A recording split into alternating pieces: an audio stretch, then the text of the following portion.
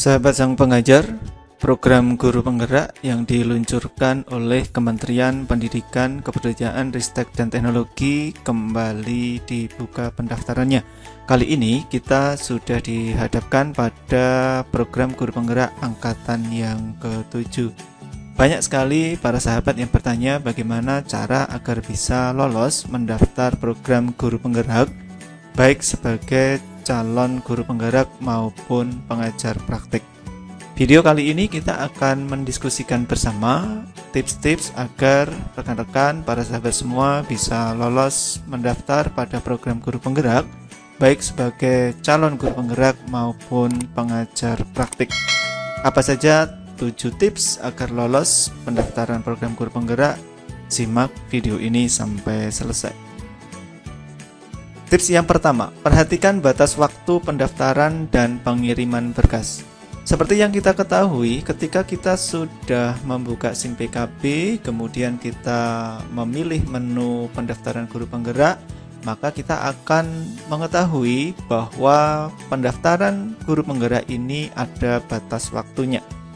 Sebagai contoh, yang tampak pada layar ini adalah dashboard di website pendaftaran calon guru penggerak yang terintegrasi dengan SIM PKB, di mana tampilan ini menunjukkan guru tersebut sudah melakukan pendaftaran sampai dengan mengirim berkas. Nah, yang ditunjukkan oleh anak panah ini sangat jelas menunjukkan kepada kita bahwa pendaftaran calon guru penggerak maupun pengajar praktek ini ada batasan waktunya. Sebagai contoh, untuk angkatan yang ke-7 ini dibatasi pada 15 April 2022. Oleh karena itu, tips yang paling awal harus senantiasa kita perhatikan adalah kita harus berpedoman pada batas waktu yang ditentukan. Jangan suka menunda untuk menyelesaikan pekerjaan, segera kerjakan pendaftarannya sampai dengan pengiriman berkas. Tips yang kedua yaitu adalah silakan isi kurikulum vitae dengan baik. Setiap pendaftar calon guru penggerak maupun pengajar praktek nantinya diminta untuk mengisi kurikulum vitae yang memuat biodata kita sebagai seorang guru.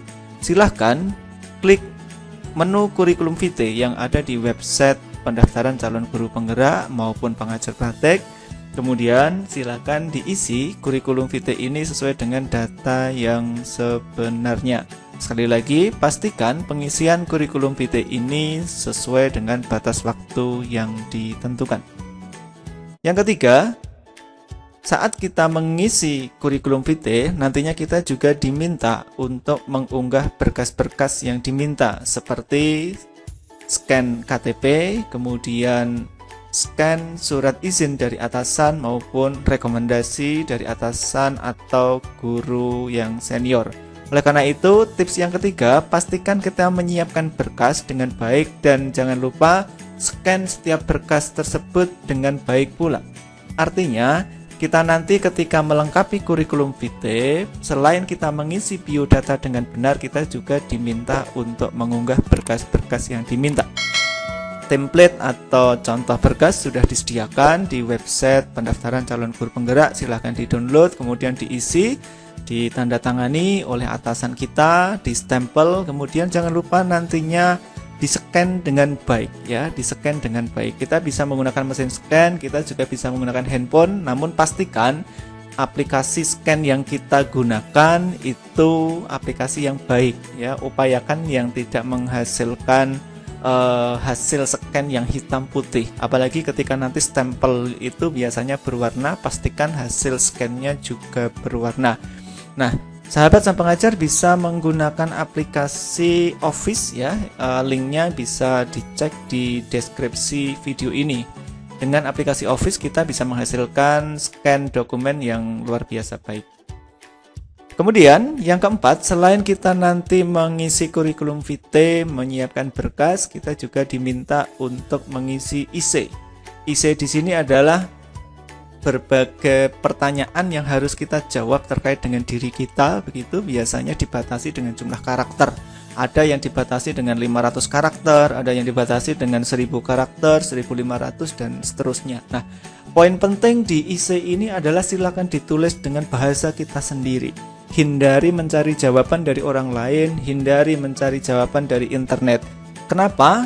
Karena asesor nanti akan menilai IC kita, termasuk mengecek keaslian ya. Para asesor ini sudah dilengkapi dengan sistem, dilengkapi dengan aplikasi untuk mengecek keaslian dari IC yang kita tuliskan. Oleh karena itu pastikan IC yang kita tuliskan tersebut betul-betul dengan bahasa kita sendiri, menceritakan diri kita sendiri dan terbebas dari plagiasi.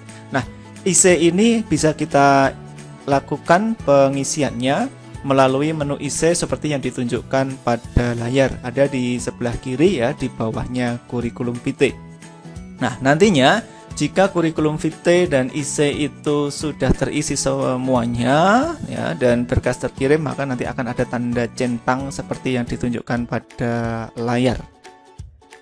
Kemudian yang kelima, untuk memudahkan menjawab IC ya, karena ketika menjawab IC ini kita dibatasi waktu, dalam artian ketika kita sign in atau kita masuk ke website ya, itu ada batasan waktunya.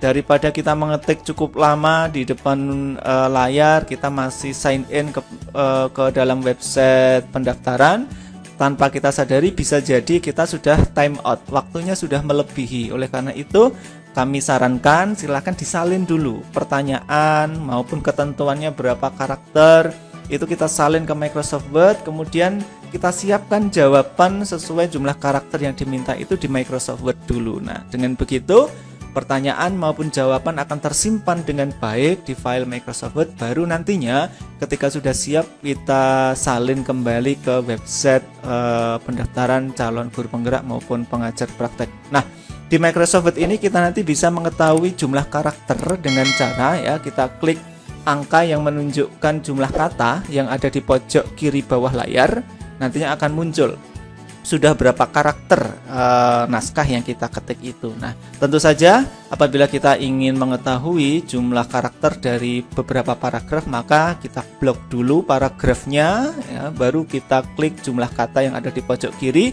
nantinya akan tampil seperti pada layar. Ini dicontohkan ada 1696 karakter, sedangkan yang diminta, yang dipersyaratkan hanya 500 ya, sampai dengan 5000 karakter. Yang keenam, setelah nanti tahap 1 kita dinyatakan lolos, maka kita akan masuk ke tahap 2. Dua hal yang harus dipersiapkan. Yang pertama adalah kita diminta menyiapkan RPP ya, rencana pembelajaran kita, dan pastikan rencana pelaksanaan pembelajaran ini kita siapkan dengan RPP yang terbaik ya, kita susun dengan RPP yang terbaik. Dan nantinya kita diminta untuk melakukan simulasi mengajar di depan asesor. Oleh karena itu siapkan RPP terbaik dan simulasikan juga cara mengajar kita dengan cara yang baik. Dan terakhir yang ketujuh, ikuti wawancara pada tahap 2 nanti dengan baik ya. Kita berlaku sopan, kita menjawab pertanyaan asesor dengan jujur sesuai dengan IC ya. Lebih baik kita siapkan IC yang sudah ada di file Microsoft Word tadi, kita cetak, kemudian kita pelajari. Nantinya kita akan lebih siap menjawab setiap pertanyaan asesor itu, karena akan ada sesuatu yang terhubung antara IC dengan wawancara kita. Artinya ada konsistensi antara IC dan wawancara yang nantinya akan kita hadapi. Demikian sahabat sang pengajar, 7 tips agar kita bisa lolos guru penggerak. Semoga para sahabat semua bisa lolos pada program guru penggerak. Salam sang pengajar.